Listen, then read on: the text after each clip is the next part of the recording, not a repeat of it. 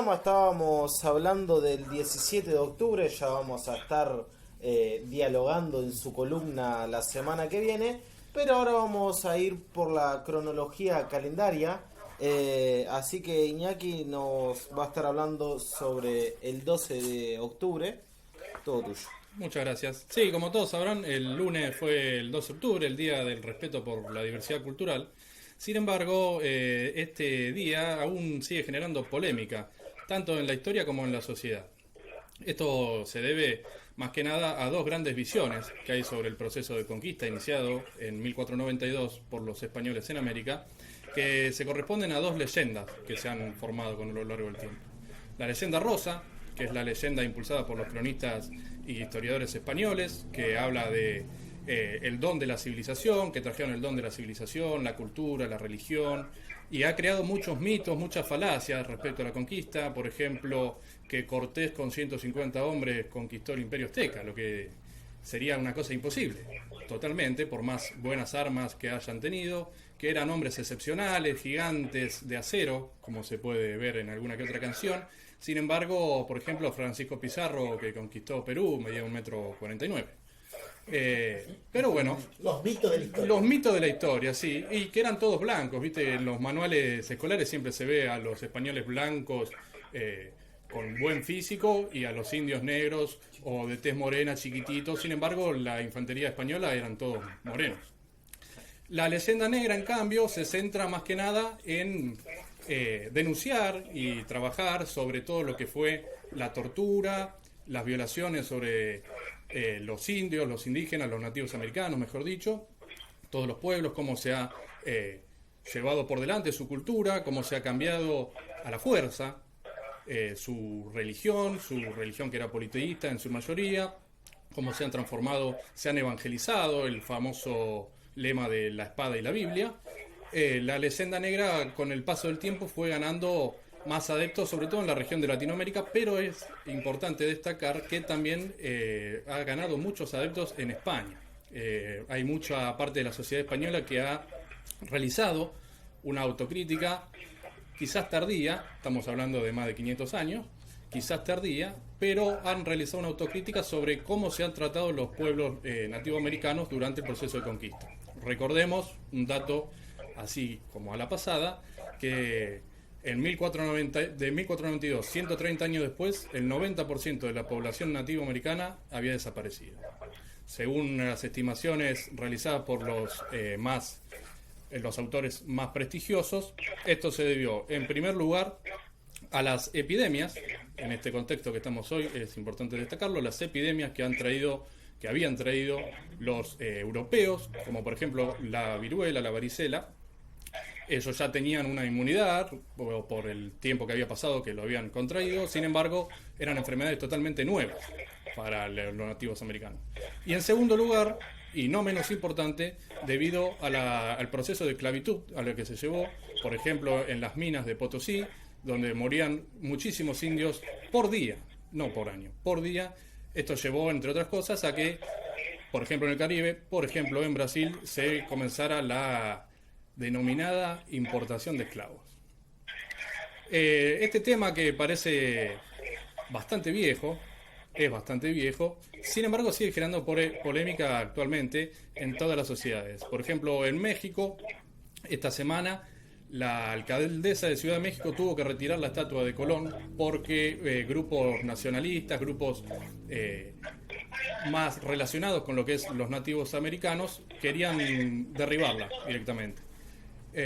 Sin embargo, la alcaldesa la retiró con la excusa de que se iba a reparar o una cosa así, pero dijo que había que reflexionar sobre el rol de que esté la estatua de Colón o no, y esto despertó mucho resquemor en lo que son la parte más conservadora en este caso de costumbres extranjeras, ¿no?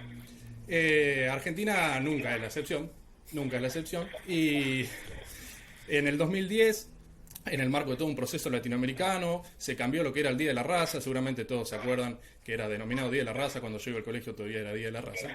Ahora es el Día de la Diversidad Cultural, Día del Respeto por la Diversidad Cultural.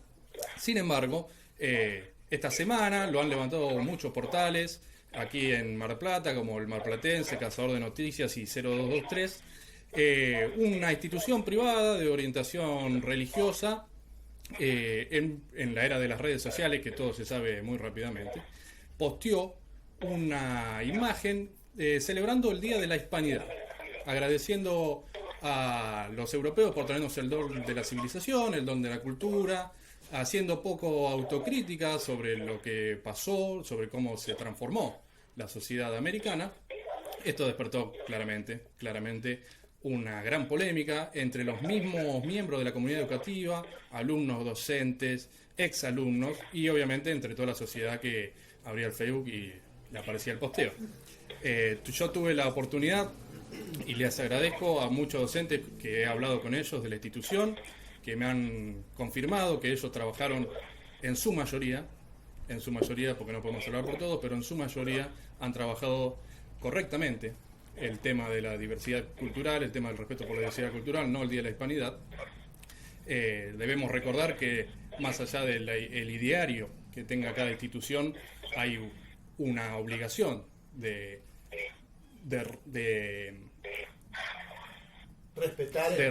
respetar el cronograma escolar, y queremos remarcar, agradecer a los docentes por el compromiso. Como todos sabemos, como se dice comúnmente, si un buen docente forma ciudadanos, un mal docente destruye mentes. Realmente se da en esta situación, ¿no?, de esta discusión con respecto al 12 de octubre, y todas las fechas, siempre generan alguna cuestión de polémica. Hoy justo 17 de octubre también es una fecha que en algún momento ha levantado polémica. Hoy, dentro de todo, está más o menos la gente, más allá de esa famosa grieta que plantea, son fechas reconocidas. Pero también se genera esa situación, y a lo que voy es, cuando hablamos de esta nueva visión del mundo, no hace mucho, hasta viendo, decías vos, estudiabas, Iñaki, y era el Día de la Raza. Ha habido todo a partir de este nuevo siglo, todo de empezar a rever estas situaciones históricas, ¿no? Sí, sin duda. Si bien las leyendas, las visiones son antiguas, estamos hablando de 100, 200 años, durante este último siglo, como bien decís vos, por ahí un proceso iniciado en el año 2000, 2001, que se logró conmemorar hacia el 2008, 2010, sobre todo en las regiones de Latinoamérica. Estamos hablando de Ecuador. Ecuador, por ejemplo, ya no es feriado, directamente el 12 de octubre, ya no es feriado. En Ecuador, en Bolivia, en Brasil, en Perú, en Chile, en Colombia, hay movimientos que directamente piden que no sea más feriado, que no hay nada para conmemorar, que es un día triste, que las calles, por ejemplo, acá en Mar del Plata no tendría que existir la Avenida Colón. Pero bueno, es un proceso que lamentablemente todavía levanta mucha polémica, porque hay sectores demasiado conservadores, demasiado arraigados a una idea que no quieren verla modificada. Realmente, hablamos de los billetes, hablamos de las calles, hablamos de monumentos, una cuestión que realmente la historia va constantemente. Lo que en algún momento era una cuestión normal, una calle Colón, un billete con la cara de Roca, de Sarmiento, hoy son cuestiones que la gente se va